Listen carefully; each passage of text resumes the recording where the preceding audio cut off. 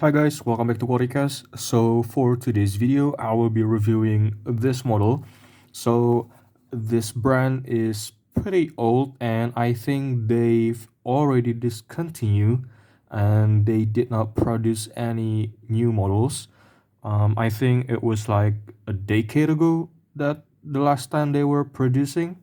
So this is the CM apostrophe S CM's rally, and they are mainly producing some rally cars ranging from the Lancia, of course we could see it here, and then they have the Ford, the Citroen, and Skoda, and what else? Suzuki and other stuff that were like kind of famous and very well known back in the days of the rallying in the 80s and the 70s.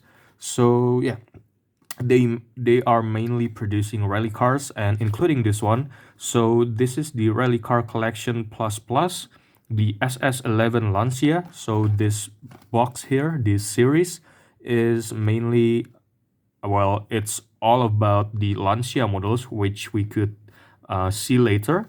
But first things first, I want to talk about the packaging. So this is a pretty old model, and they've come in this kind of blind box kind of box like the Kyosho one.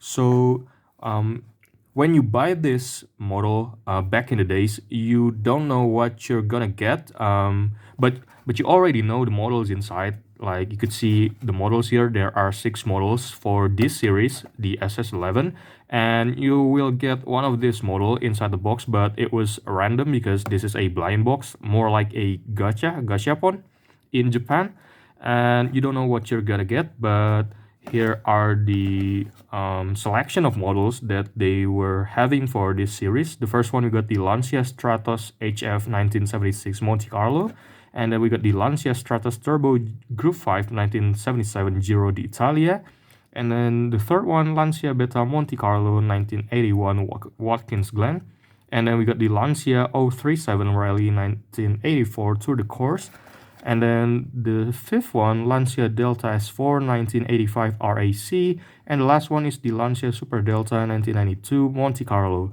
And for this series, for each series that they were producing, they have a secret car, which means they have 7 models inside of this. But I don't really know what the secret model is. If you could see here, there are 6 types, all of the models that I've already mentioned before, and then there is also a secret model, but I don't really know what's the secret model for this series. So yeah, maybe you could find out on the internet. But yeah, for this video, I will be reviewing one of my favorite Lancia models, especially this one is a Group 5 race cars, the same championship or the same race or category with the Porsche 935. So what I'm going to do review today is the Lancia Beta Monte Carlo. So this is a Group 5 car similar to the Stratos Turbo GR5. So both of these are racing in the Group 5 race cars in the 70s and the 80s. And yeah, I think I'm just going to open the box on the video, because this is like the experience of getting this kind of model, this kind of brand. So this one is already open. It should be sealed because this is a blind box or a sealed box. And then you open the packaging and you will get this kind of plastics. And the tissue is I've given it myself so that the model itself don't directly hit the plastic, because it could get a paint rash on the model. So to prevent the paint rash, I try to cover with the tissue and also the silica gel.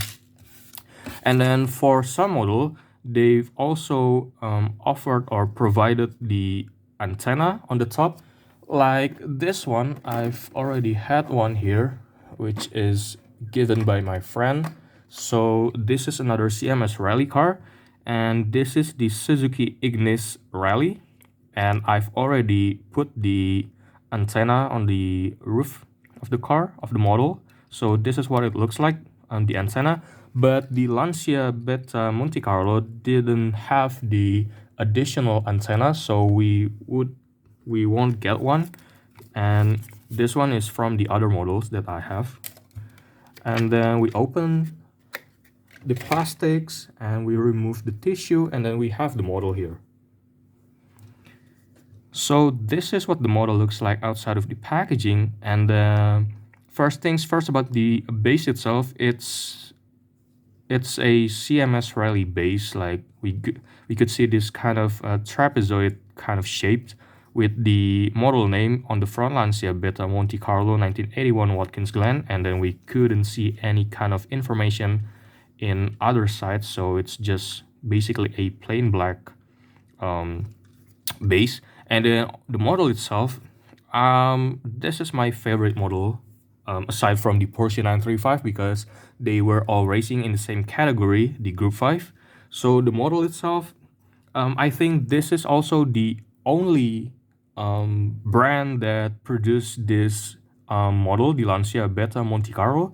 Meanwhile, the Lancia Stratos Group 5, I think Kyosho had one, but they don't release the model anymore. Meanwhile, this one, the Beta Montecarlo, CMS only did this model once and then they are gone. So this is kind of like the one and done castings by CMS, which is kind of makes it more interesting and makes it more valuable, I think. Yeah, right. So the model itself, on the front, we got to see a pretty nice detail from CMS. Like you could see this plastic insert headlights, and also we got this kind of chromed grille. And also you could see this Lancia logo at the center. And then on the front splitter, this is the longest splitter for a Lancia because this is a Group 5. It meant to be like kind of like a silhouette type of car with a long body line and type of body kits and stuff. So the front splitter have the what is this, VS and Oleo Fiat sponsors, and also the Martini Lancia. And then moving on to the hood, we got the Lancia logo here on the big one, and then the number of the car, number 1 and Martini and Rossi. And then we got another details, and obviously the Martini striping, the iconic one and classics.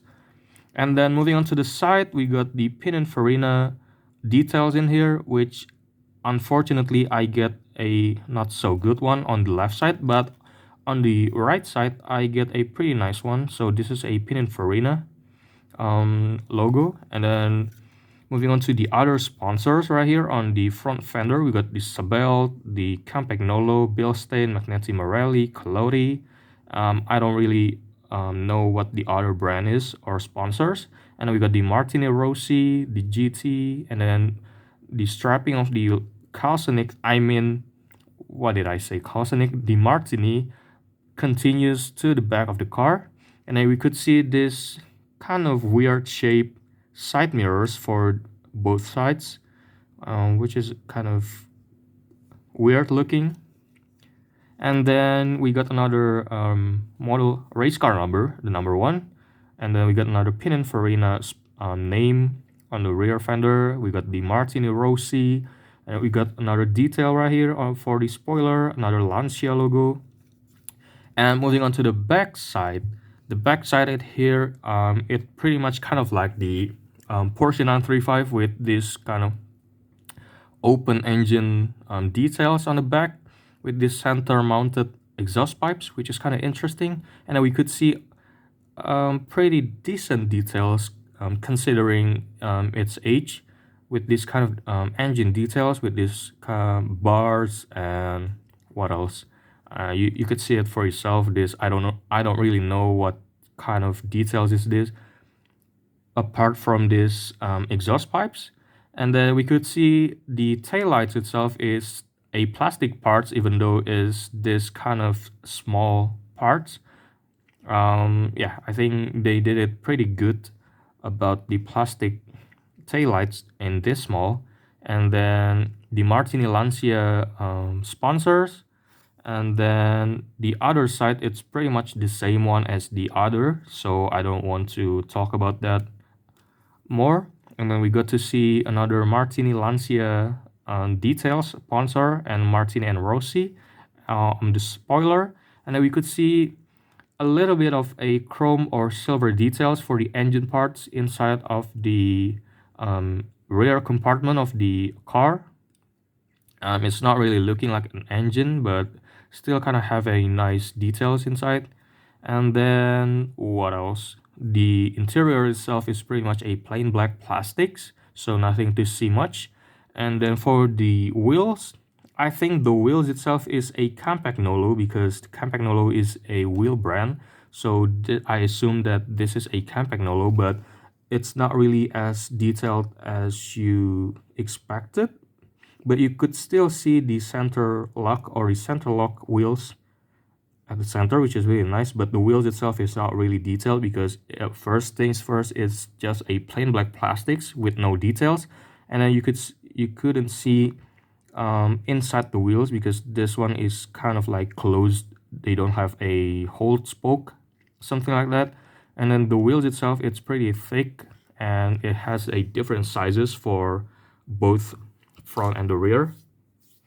Yeah, I think that's about it for the review. The details, I think this is a pretty nice model considering the age of this model, like almost a decade ago. And fortunately, I also got this model in a pretty mint condition aside from this part, the Pininfarina, but the other parts and the overall model is still in a pretty good shape. So it's kind of more like a more valuable. I don't have a paint rash whatsoever on the model.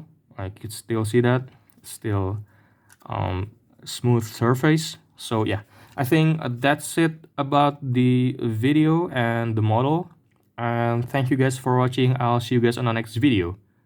Bye.